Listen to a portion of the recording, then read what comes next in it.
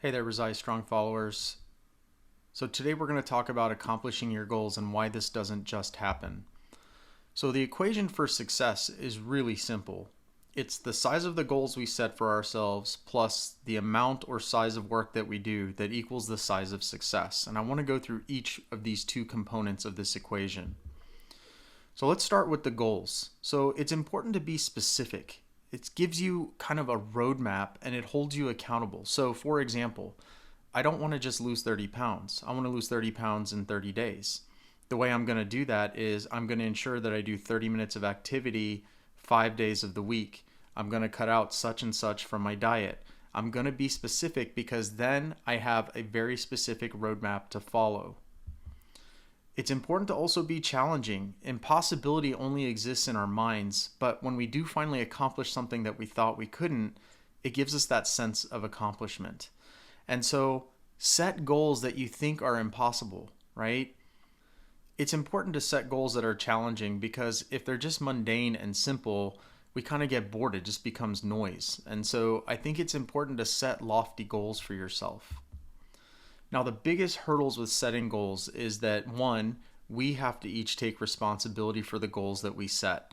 We need to not make excuses like, oh, I'm tired or I was just busy today.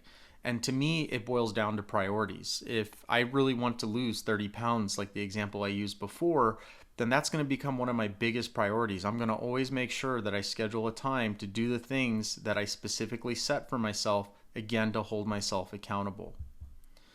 Now back to the success equation, that's the size of goals. Now let's talk about the size of work. So there's really two keys when it comes to work. It's to be consistent and it's to make daily progress. Now, you don't have to be like astronomical in the progress that you make. Even 1%, right? So instead of sitting on the couch for 30 minutes, maybe you get up and go for a walk in the neighborhood for 30 minutes. Those little things become aggregation of marginal gains. That 1% starts to add up.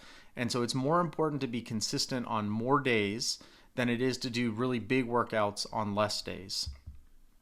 Now, the biggest hurdles I find are when I do set a goal for myself is just getting started. I come up with 50 reasons why it's not perfect to do it right now. But what I do find is once I do get started, it isn't perfect, but I start getting into kind of a flow state.